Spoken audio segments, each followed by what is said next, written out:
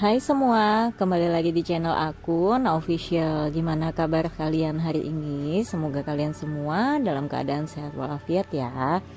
Buat teman-teman yang baru gabung ke channel aku, salam kenal dan selamat datang dan makasih banget yang mau mampir ke channel aku. Dan buat teman-teman yang udah setia selalu nontonin channel aku juga, aku bilang makasih banget udah selalu support aku di channel aku dengan cara nontonin video-video aku yang aku upload. Pokoknya makasih banget ya teman-teman. Nah, di video kali ini seperti biasa nih, kalau udah mulai tanggal-tanggal mau akhir bulan, itu adalah tandanya waktunya aku untuk bikin budgeting keuangan. Kali ini untuk yang akan aku buat budget adalah budget untuk di bulan Juni dengan tema yang simple lagi. Dan kali ini temanya warnanya lebih ke hijau dan ke kuning-kuningan kayak gitu. So, teman-teman tontonin video aku sampai habis ya.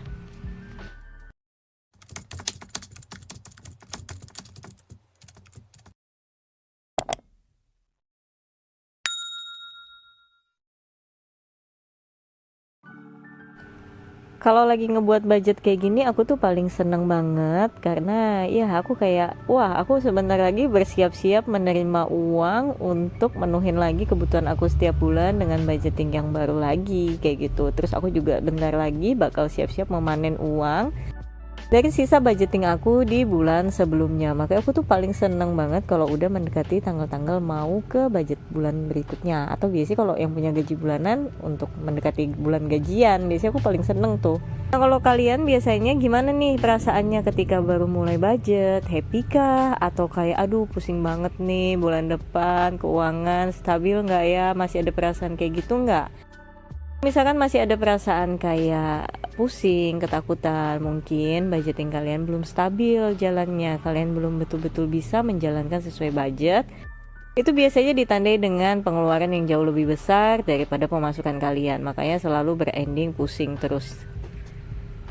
Nah, terus juga kalau sebelum mulai ngebudget, sering-sering tuh tonton-tonton video-video orang tentang budgeting supaya kita ini punya inspirasi nih, kira-kira mungkin budget apa ya yang bisa dipangkas kayak gitu supaya kehidupan kita jadi lebih baik dan tabungan kita juga jadi lebih banyak. Aku biasanya seneng tuh ngelakuin hal kayak gitu. Aku nontonin dulu video-video budgeting orang supaya aku tuh bisa pilah-pilah nih, kira-kira budgeting aku apalagi sih yang bisa aku efisiensi, atau kira-kira aku nih udah cukup gak sih segini kayak gitu. Walaupun kata orang memang budget aku ya budget aku, budget kamu ya budget kamu, karena kebutuhan setiap orang berbeda, tapi nggak ada salahnya dong kita kalau bisa mencontoh budgeting orang yang bisa lebih hemat selama kita juga bisa. Kalau aku sih lebih better ke menonton budgeting orang yang jauh bisa lebih berhemat daripada budget aku. Contoh, aku lebih senang orang yang misalkan penghasilannya per bulan cuma 1 juta atau 1,5 juta atau 2 juta, tapi dia bisa alokasikan untuk hidupnya dalam 1 bulan. Aku lebih suka nontonin video-video yang gitu supaya jadi inspirasi aku, supaya aku bisa jadi lebih semakin semangat untuk berhemat. Aku nggak nontonin video-video yang gajinya udah income-nya per bulan 5 juta, 10 juta, 15 juta. Bukan aku iri, tapi aku nggak mau bikin aku ngerasa takut menjadi orang yang kurang bersyukur kayak gitu. Makanya lebih baik kita sering-sering menengok ke bawah supaya kita lebih bisa banyak bersyukur dan lebih bisa memperbaiki diri kita lagi. Nah, di sini untuk bagian atas itu headernya aku cuma tulis bulan dan aku kasih tanggalnya gitu, dan di bagian pertama aku isi untuk budget saving atau tabungan aku. Tabungan aku juga masih sama aja, itu masih sama dengan biasanya. Yaitu mulai dari tabungan untuk reksadana, untuk isi challenge, dan tabungan sinking fund. Reksadana masih sama, aku sisihkan juga 150.000, dan untuk challenge itu aku sisihkan 200.000. Challenge ini nanti bakal aku buka di sebelum lebaran di tahun depan, dan untuk sinking fund juga aku isikannya sebanyak 200.000 juga. Jadi total untuk saving aku sisihkan itu setiap bulan sebanyak 550.000. Semoga sih semakin kedepannya aku bisa semakin ningkatin, tapi sementara mungkin aku stabilkan di sini dulu. Lalu untuk pos yang kedua adalah untuk kolom kewajiban. Kolom kewajiban ini isinya kebanyakan sih untuk iuran-iuran bulanan yang wajib-wajib yang harus dibayar setiap bulan. Yang pertama, contohnya untuk orang tua. Orang tua itu aku masukkan dalam kewajiban ya, karena anak yang udah punya penghasilan sendiri menurut aku wajib banget ngasih ke orang tuanya. Berapapun nominalnya disesuaikan dengan kemampuan masing-masing. Untuk aku mungkin sementara ini mampunya kasih orang tua aku itu di angka 400.000 satu bulan. Terus juga aku bayarin listrik di rumah itu sebanyak 150.000 satu bulan. Untuk listrik di toko itu 500.000. Terus aku juga bayar iuran BPJS, aku cuma ambil kelas 3 aja itu 35.000 per bulan. Dan untuk wifi plus air di toko aku itu 350.000 aku sisihin. Dan iuran sampah di toko aku juga aku sisihkan 30.000 per bulan. Jadi dapat total untuk kewajiban bulanan aku itu sebesar 1.465.000. Lumayan banyak, tapi setidaknya aku bisa membiayai 2 tempat. Di rumah orang tua aku juga listrik terbayar, dan di tempat tinggal aku atau toko yang aku tempati juga semuanya terbayar. Kalau di antara pos-pos kewajiban aku ini rata-rata nominalnya pasti. Mungkin yang agak bisa berbeda-beda itu adalah untuk listrik dan listrik di toko. Kadang pemakaiannya setiap bulan gak nyampe 500.000, kadang pembayaran listrik di rumah juga per bulan aku gak nyampe 150.000. Itu sokongan ya sama kakak-kakak aku. Nah terus untuk pos selanjutnya yaitu untuk pos kebutuhan. Nah kebutuhan ini variabel yang bisa berubah, tapi pada intinya sih itu-itu aja sebetulnya yang aku keluarin untuk kebutuhan aku setiap bulan, tinggal nominalnya aja.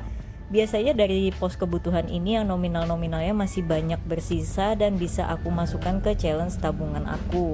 Nah di sini untuk pos yang pertama aku isi untuk grocery atau belanja bulanan itu aku alokasikan sekitar 350.000. Dan untuk belanja sayur itu per bulan aku budgetkan 500.000.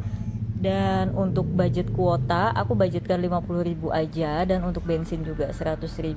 Dan untuk uang pegangan itu 600.000. Jatuhnya itu pegangan aku per minggu aku boleh belanjain sebanyak 150.000. Dan untuk uang kebutuhan ini di sini aku dapat total 1.600.000 ya teman-teman. Nah untuk uang pegangan biasanya itu juga paling banyak nyisa, dan kalau memang sekalipun habis dalam 1 minggu atau belum nyampe 1 minggu 150.000 habis, aku udah nggak boleh ambil lagi uang untuk di minggu berikutnya. Aku pakai sistem seperti itu ya teman-teman. Jadi sebetulnya budgeting aku ini terlihat seperti budget bulanan juga ada, tapi terlihat seperti budget mingguan juga ada. Karena aku perlakukan uang-uang yang memang aku sisihkan untuk 1 bulan, itu aku perlakukan lagi untuk per minggunya aku boleh habiskan berapa. Menurut aku dengan cara seperti itu, aku jadi jauh lebih bisa berhemat daripada nih langsung seketika. Contoh, aku pegang uang 600.000 untuk 1 bulan, aku langsung pegang dalam satu waktu, aku bawa terus tuh uang 600.000 itu. Nah kalau aku gunain hal kayak gitu, terkadang itu nggak kesisa sampai di akhir bulan kayak gitu, bahkan bisa malah kurang, bahkan bisa pas-pasan banget sampai di akhir bulan. Tapi kalau aku ubah menjadi budget mingguan, aku merasa kayak aku lebih agak kontrol, karena di dalam mindset aku, oh uang aku sisa segini nih di 1 minggu ini, jadi aku terasa lebih bisa berhemat, jadi lebih banyak nyisanya kalau aku bikin budget yang seperti itu. Jadi kita kalau buat budgeting itu bisa kita kolaborasiin ya teman-teman. Jadi nggak serta-merta kalau budget bulanan ya udah uangnya dikasih sekian buat bulanan. Tapi bisa juga kalian bagi-bagi per minggu, bagian yang mana yang memang bisa dibagi mingguan. Contoh, misal kayak kalau kewajiban itu kan budget bulanan memang ya udah itu dibayar dalam satu waktu. Tapi kalau untuk kebutuhan kayak untuk grocery, kalau grocery sih aku bilang kita bisa bagi dalam 2 waktu aja. Jadi kita bisa belanja di awal bulan sama kita bisa belanja juga di pertengahan bulan. Dengan budget 1 bulan itu dibagikan 2. Jadi kayak gitu bisa meminimalisir over budget di awal bulan untuk belanja grocery. Nah tapi gak ada yang kesisa lagi nih uangnya buat nambahin, siapa tahu ada bahan-bahan di dapur kita yang kekurangan. Sama kayak kalau kayak kuota itu aku buat pemakaian 1 bulan. Jadi tinggal dipilah-pilah aja sih sebenarnya mana yang bisa kita bagi mingguan, mana yang kita bisa bagi per 2 minggu, mana yang memang nggak bisa ya udah dialokasikan dalam 1 bulan.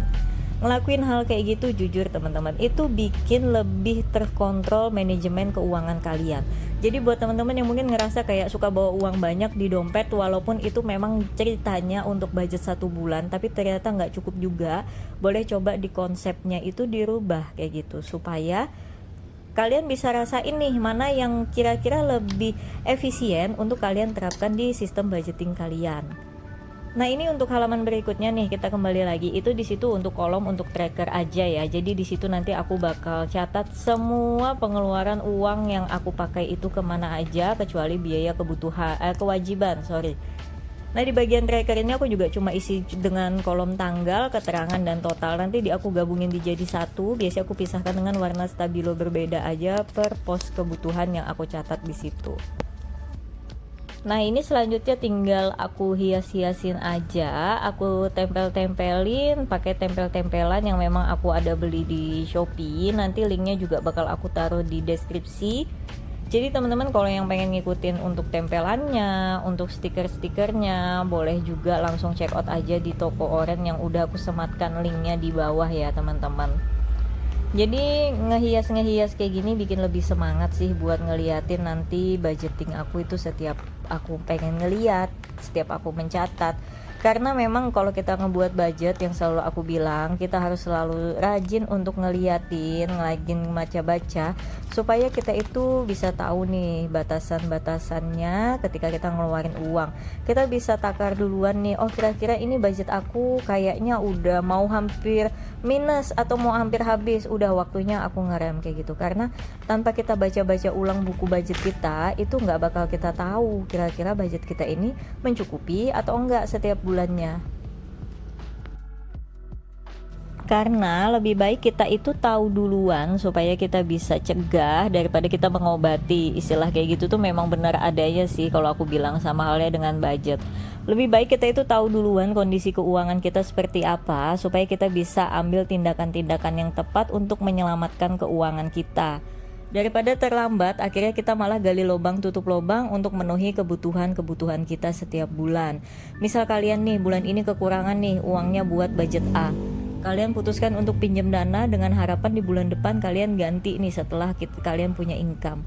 Padahal itu jatuhnya malah mengurangi biaya kalian di bulan depan. Akhirnya kalian mau nggak mau nutup lagi dengan cara berhutang lagi. Akhirnya kan sama aja dengan gali lubang tutup lubang. Makanya benar-benar kita setiap ngebuat budget kita harus benar-benar tahu berapa total pendapatan kita dan berapa pengeluaran kita. Pengeluaran yang bisa ditahan semua lebih baik ditahan. Jadi keluarkan untuk yang penting-penting aja dulu. Kalau memang ada sisanya baru boleh deh dikasih yang kalian pengenin apa. Nah, mungkin juga video aku ini sampai di sini aja dulu ya teman-teman. Ini aku udah tinggal tempel-tempelin aja semuanya. Makasih banget yang udah pada nontonin video aku sampai habis. Dan sampai ketemu di video-video aku yang lainnya ya. Bye-bye.